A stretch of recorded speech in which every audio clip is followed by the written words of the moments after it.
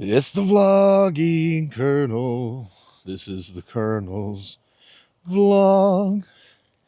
Welcome, everyone. Here today at the Railroad Museum in LaGrange, Kentucky. This is a beautiful little town, kind of off the beaten path from where I am. I've been through the town. I've never really driven through this way. It's a really lovely town.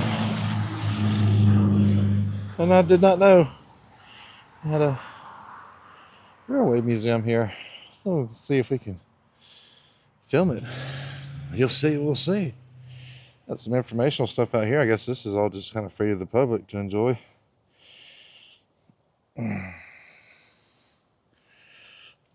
The Grange Railroad Museum and Learning Center is dedicated to preserving the unique railroad heritage of LaGrange, famed for its CSX main line that runs directly down the center of Main Street, which I confess confused me as I was pulling in. I didn't know if I was driving where I was supposed to be.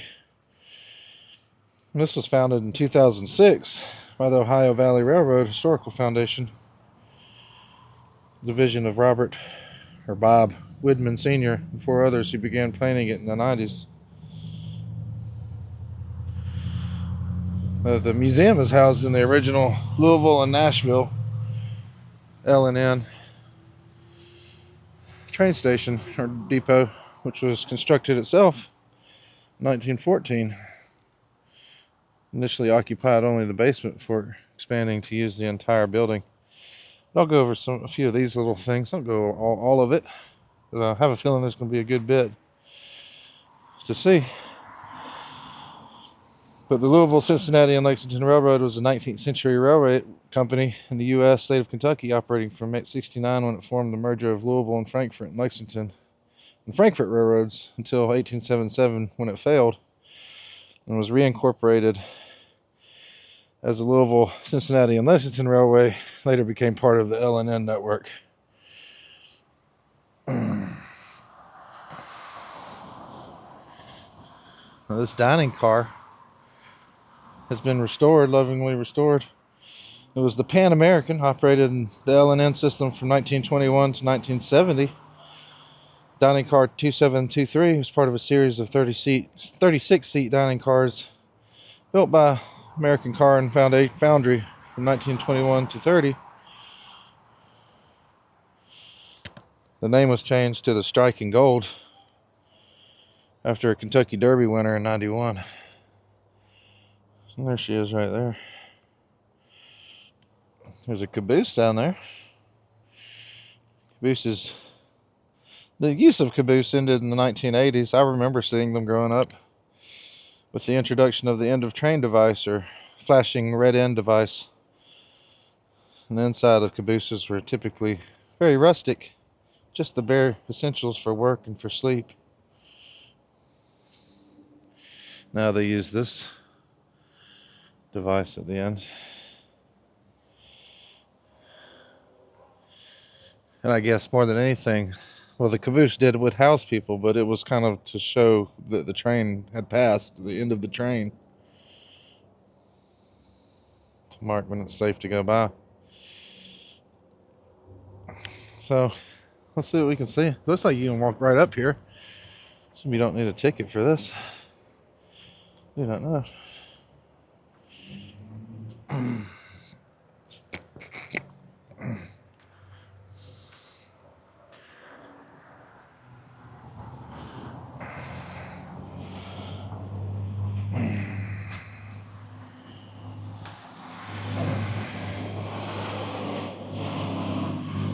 Got an engine up here.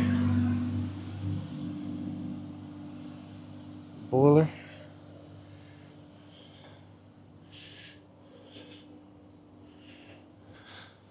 Ohio Valley Railroad Historical Foundation, the Flying Duchess. It's called.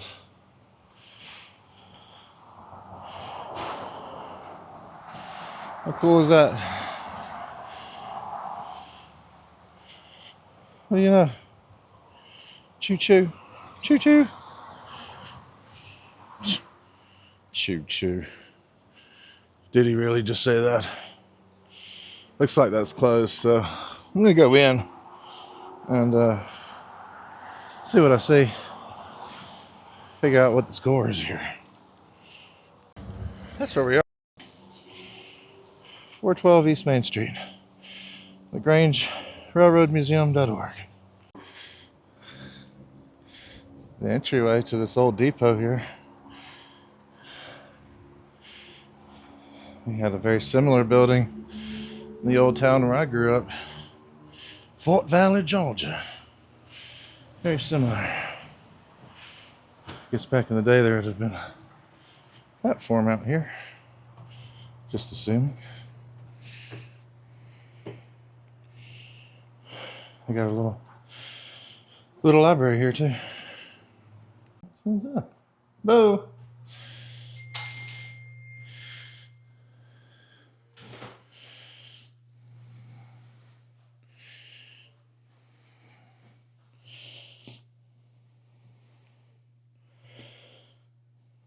It's a signal lantern. I remember seeing these growing up. You can just kind of find them around. Would be the rear marker. Kind of on the back of the caboose or the last car on your train. It's the register book from 1908 showing each train that passed through on a single day. This is all one day.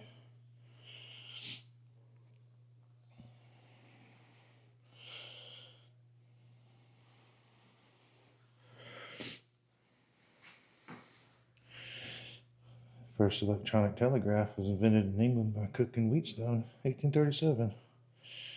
It was improved by Samuel Morse in 1844.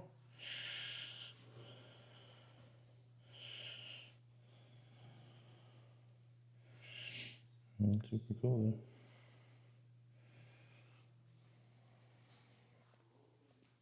Let's sign the guest book real quick. There's more signal lanterns. Red means stop. Blue means that there's equipment or workers. Red indicates the end of the train, or green when the train's waiting on a side track, allowing another train to pass.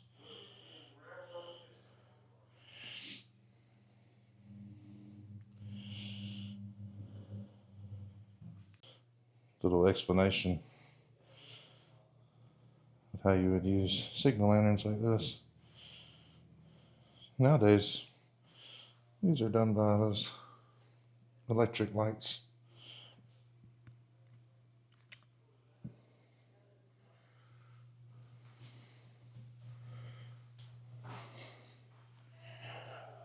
Some models.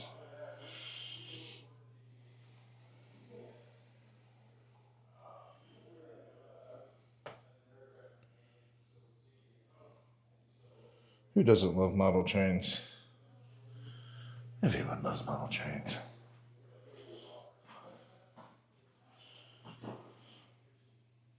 Got some merch.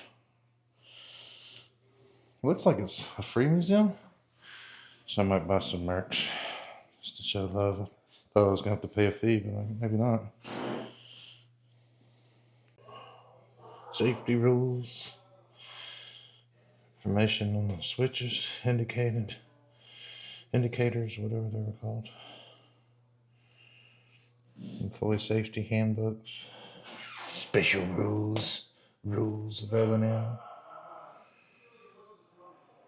There's an operator manual for F7 locomotive.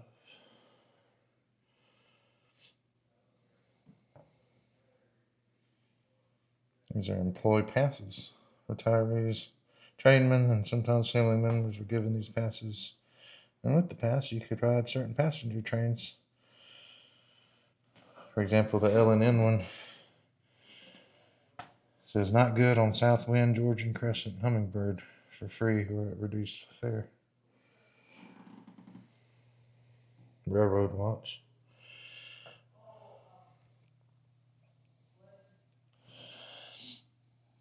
And that's the Louisville Union Station downtown.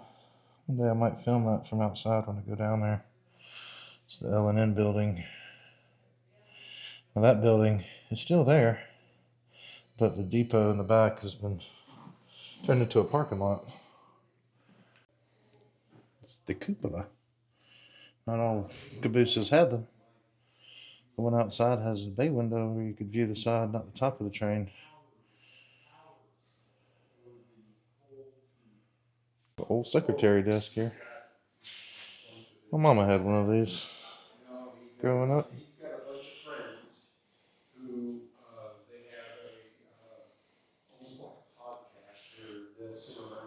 This is a station agent's desk.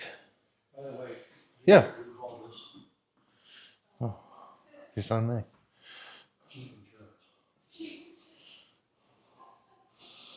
Some old L&N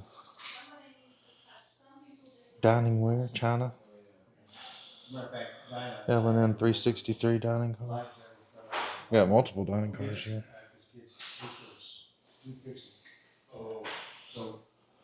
Relics from a more civilized time. Old tickets. These are switch locks. I've seen these too. Old barns and stuff. Each railroad had a standard lock. Keys for operating and maintenance workers to access vital components. That's super cool. Those old railroad spikes. We used to walk up and down as kids and collect those. I had quite a collection.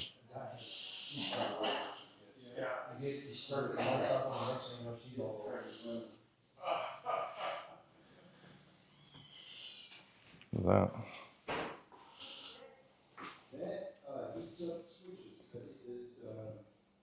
It's a cool model right there.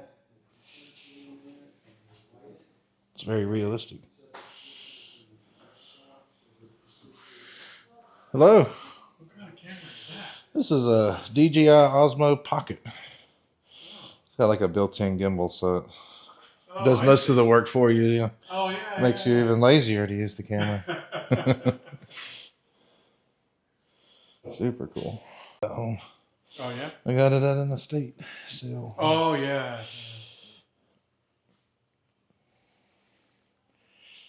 Yeah.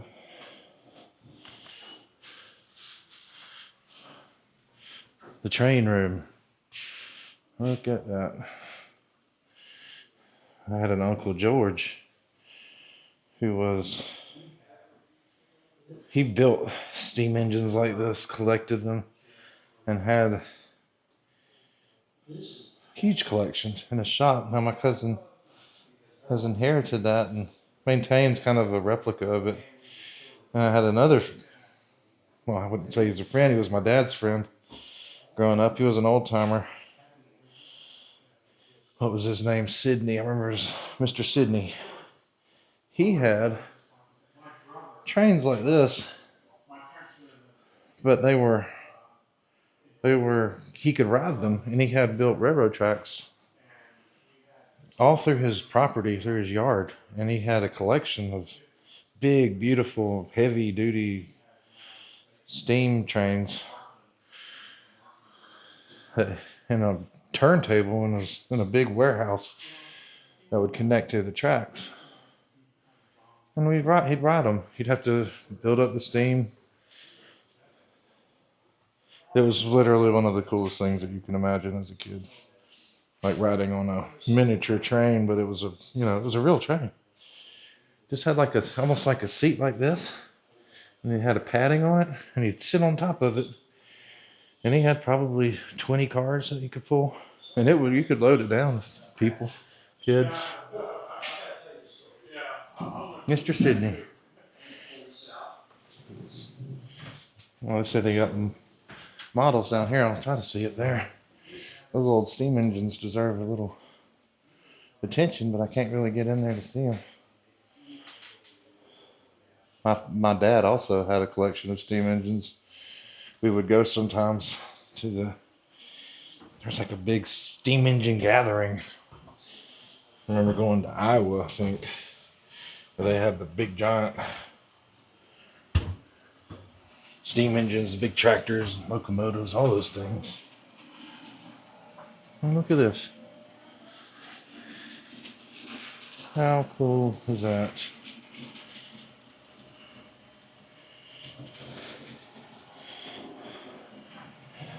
It's another thing I had growing up. It was about this size. It was not decorated this well. I don't know who. It belonged to either my grandpa or my uncle. We had it in our house, and he used those same kinds of trains. And I spent hours playing with that thing. I think I broke some of the cars and stuff, and eventually, like, my dad disassembled it and took it away because I was destroying it.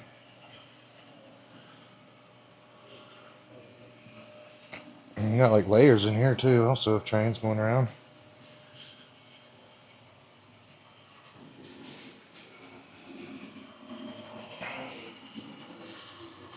Mount Rushmore.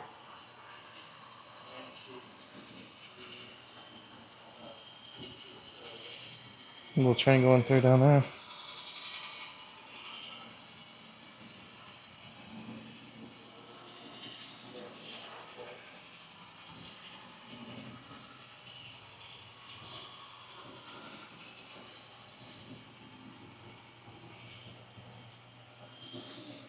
It smells like my childhood in here.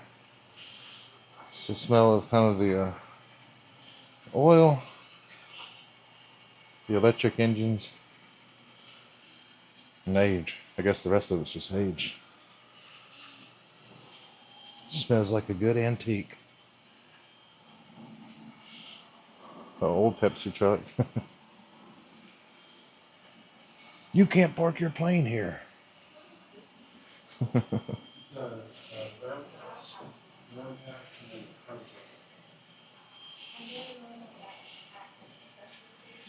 Yeah, they're usually a fun.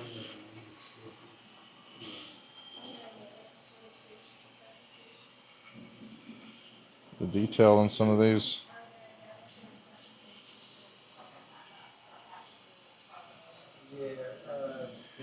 Most impressive. Got a lumber yard with very large lumber. Is that beef jerky?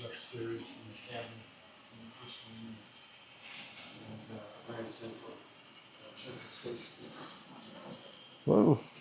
If you're into trains, this is the place to be. Tell you what.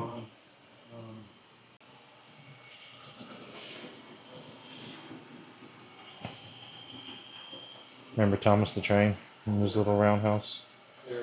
They all lived in their thing. Now this is my friend, the old man Sydney, with all those model trains. He had one of these that was probably the size of the middle of this room. And he also had a little cabinet miniature that held his trains in there. And this one.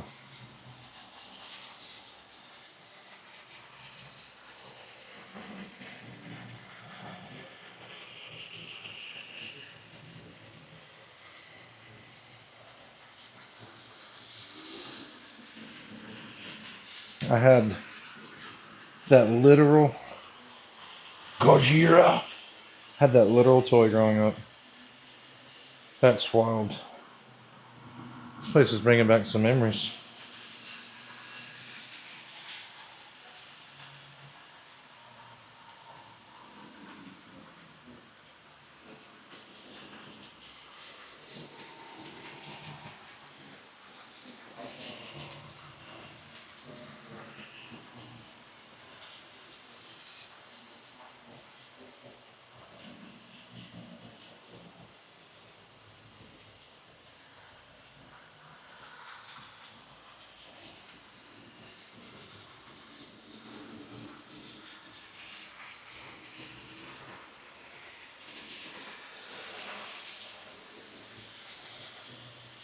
Get down like more perspective here.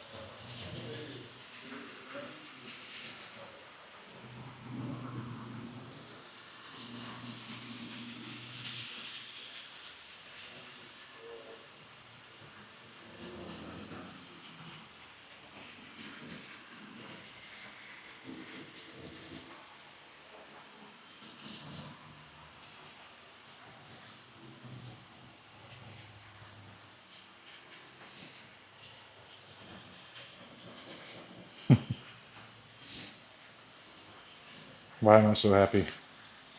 Why does this make grown men so happy?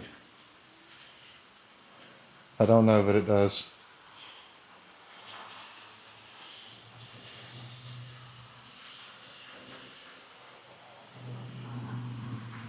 And I've even got one that you can touch for the kids.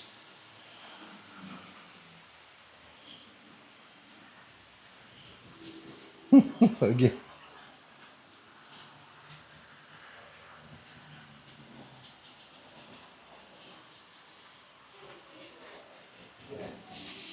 Super cool. Well, I think that's about it. Thanks for joining me.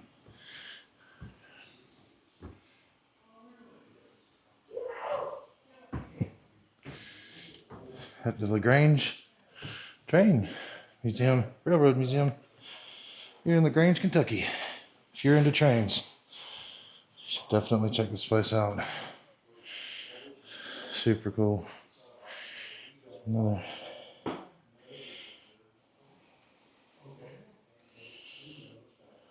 don't know what that is. It's like an electric engine. Maybe demonstrating the way the wheels turn. I don't know.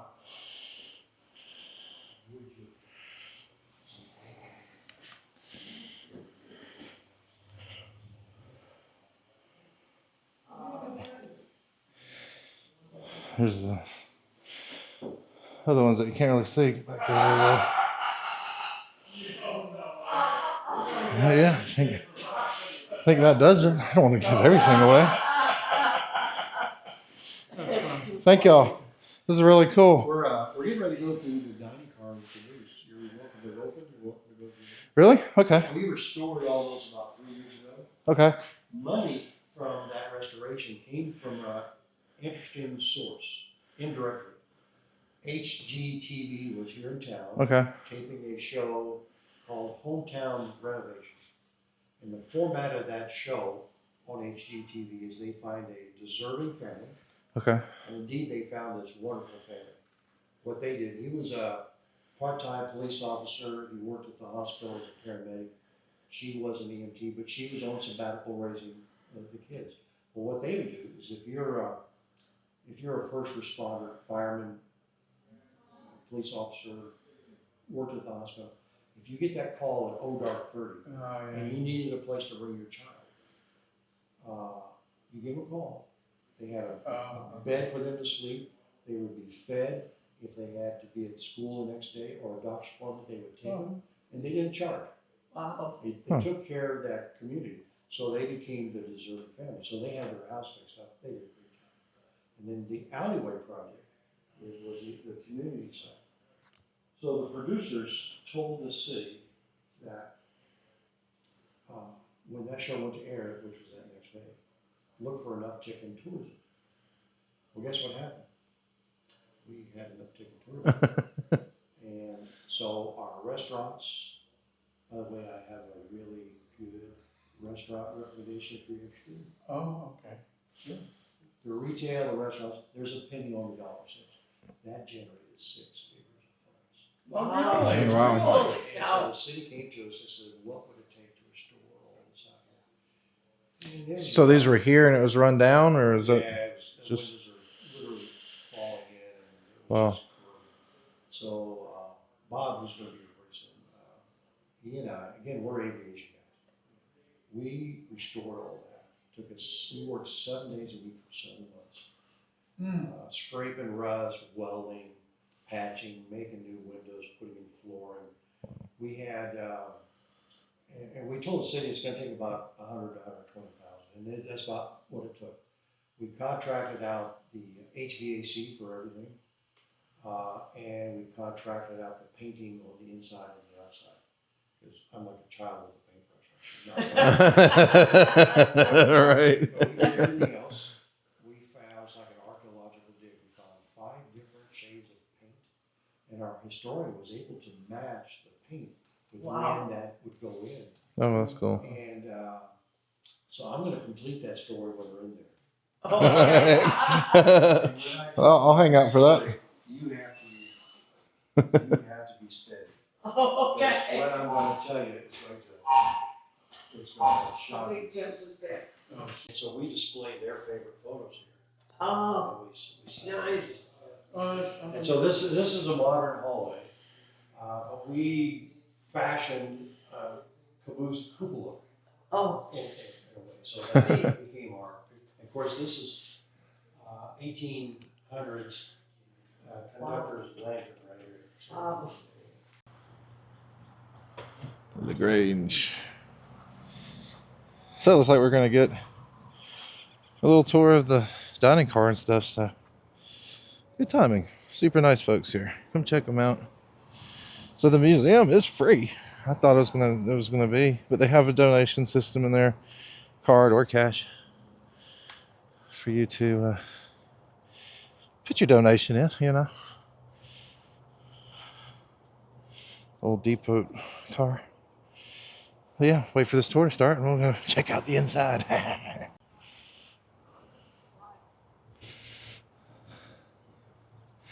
I guess this is a legit engine. Look at that.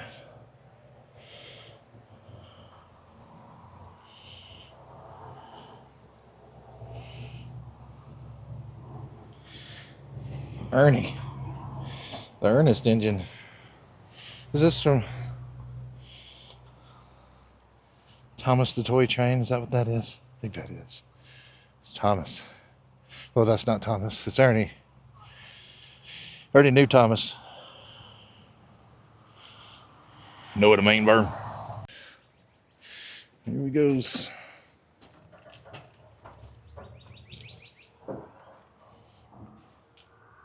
He's there.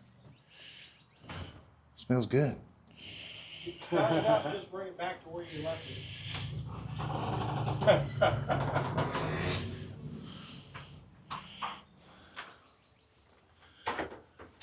So this is a 1963 caboose. Wow. This caboose, here, conductor's chair for you. Okay. Whoever grabs a second. So this caboose and that 1929 dining car actually operated on these tracks between Cincinnati and New Orleans. Oh, New Orleans. Oh, wow. And that was part of the Hummingbird line. And so the railroads got rid of cabooses in 1980. And it had everything to do with money. Oh, really? 1980? So this was bought by a local construction guy, turned into his office. He got rid of all the cool stuff.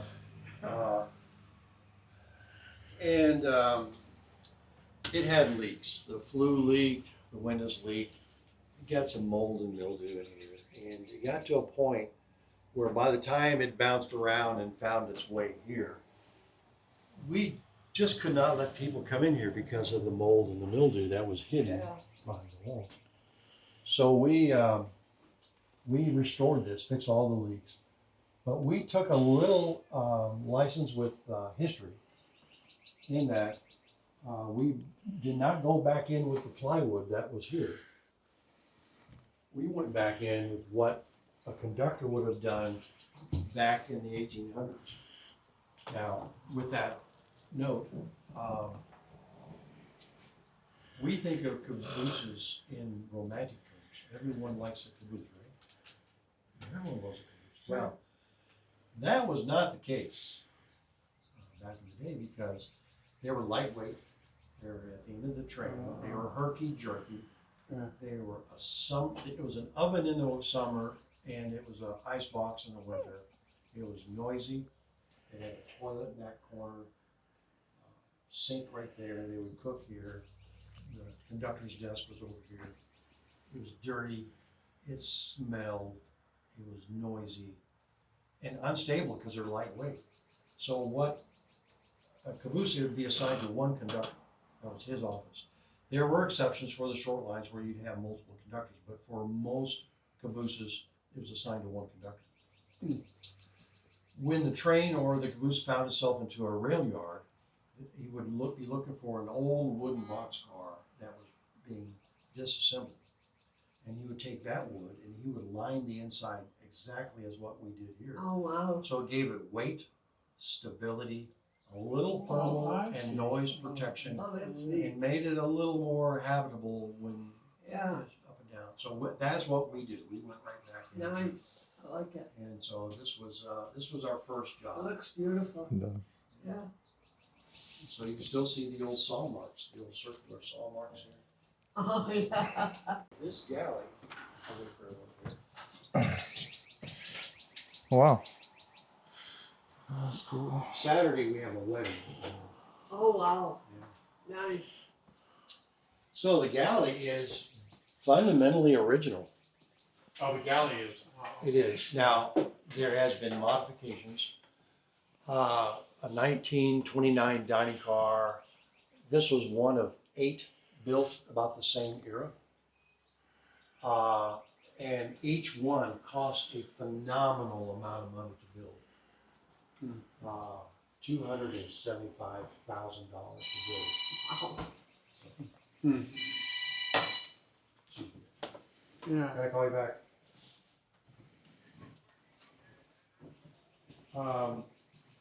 Yeah, I've been on a few dining cars in the past. So, cost $275,000, and it had 2 things that made it. $275,000. Yeah. 1920. Good grief. Wow. So it had 2 things that made it kind of unique, if not rare. It had air conditioning. Oh, If wow. you're going down to New Orleans, you're going to need air. Yeah. And what made it very rare is it had running hot water. Wow. So 1929, if you wanted hot water, what did your parents have to do? Oh, well. You had to build a fire, right? Yeah. Well, this is the fresh water. This is not, I can't call it potable because there was no chlorine in the day. This was filtered spring water.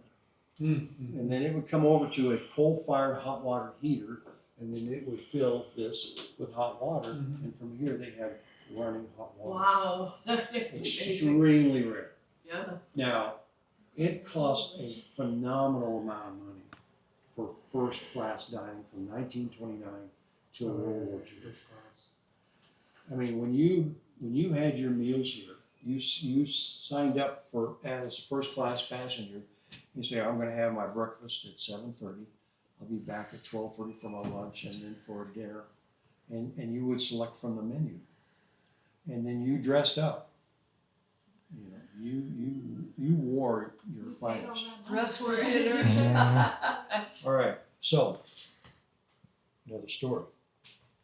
You guys, I want you guys to play along. So you 2 women, it's 1930, and you were women of wealth and refined taste. And you were going down to New Orleans because apparently they're party girls. We're not going to judge. Pardon. And you looked at the menu, and it's all like Pee Wee Valley's where they got all the hams. But they would stop, and they'd get fresh fruits, and they would have ice up in here, they would have ice up in here. But that's where they kept everything cool. And of course, they had the chefs they were the best. As a matter of fact, the L&N dining car experience was compared to the finest restaurants in Chicago, New York, and San Francisco. This was very much quite the experience. And you paid for that experience. Yeah. So, you've looked at the menu. And you said, you know what? Being the woman of wealth and refined taste that we are, I would like to have a fresh fish dinner. Well, L&N's going to accommodate you because of why? You're women of Well, refined taste. So, right here, this is not a freezer. This is a live fish well. oh my great. gosh. Wow. Wow. So going south, you're gonna have your perch, lake trout perhaps. Coming north, shrimp, lobster, maybe a flounder. Sure. Because they're gonna I take, love they're it. gonna take That's care of right. it, yeah. Wow. So I was telling you in the museum about the paints and the restoration. Yeah. So when it arrives, matter of fact, we have pictures here of what it looked like when we started. The interior was burgundy with green carpet. Oh, golly. And it decorated okay for the holidays, but the windows were literally falling in. It was pretty rough shape. A lot of corrosion, a lot of rust everywhere. And as we were disassembling, we would find different colors of paint. We found the burgundy that, of course, was here, but then we found like a nice gloss gray. Then we found a darker gray. Well, that, our historian says, that's when it would be pulled offline and go in for refurbishment. Well, then we came across this color that, remember, brace yourself. I was. All right, so we found out in 1959, this dining car, who had served first class passengers only, and in World War II, it fed troops as they was going everywhere. And then, of course, after World War II, that was the beginning of middle class. So whomever could afford to eat here could do so. But they pulled it offline in 1959, and they converted this to a derailment crew cafeteria. Oh, okay. So if there's a derailment, it'd set at the ready. They would load it up with food and ice, Oh, okay. hook up heavy equipment, hook up the engine, and off they go. You know, they would. At that end, they had sinks, a toilet, and a shower. That was his mission. And eventually, it was sold off. And but we found a color that our historian says that was when it was converted to a derailment crew cafeteria. First of all, we found linoleum that looked like little brick squares. Oh, yeah. You guys remember that? Yeah. It looked like Yeah. little brick squares of linoleum. We found bits and pieces of that under this floor. And then, okay, ready? Brace yourself. Right. The walls and the ceiling were painted orange. Oh, gosh. Oh, See, I warned you. I warned you. Ohio State orange does. I mean, I know. Idaho State orange. So, but we found the original color, which was this green. Wow. And it's a very clean, cheerful, bright, but this was the original color of that dining car. Well, I like it a lot better than orange. It is. I choose They were- to go down there for a meal, or even if It's the mouse house. well, not in discount, but just tell them that Ken sent you. Well. We're gonna go get a bite to eat here. Look at me. You guys got to come check this out, though. If you're into trains, come check out the LaGrange Railway Museum. It's really cool. Apparently, in there there's a camera that's live streaming. You know, it said live rails or something like that. And it captures all the trains coming through. He was also saying that the depot used to be where this train car is. That was the platform for the depot. So that building down there was moved from over here to over there. Now I don't know why they moved it just a little ways over, but sure they had their reasons. One would think, wouldn't they? Wouldn't they? Folks, this is it, Grange Railroad Museum. Thanks for joining me. And see you guys tomorrow, hopefully, God willing, God bless. Love you guys. This is the Colonel. And this vlog, it's got to get on down the line. I want to show you, this is the part where the railroad runs right down the center of the street.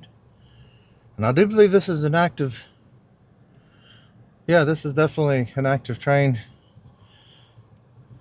So I guess when it comes, you got to get the heck out of the road, lest you be destroyed. Not a place to park.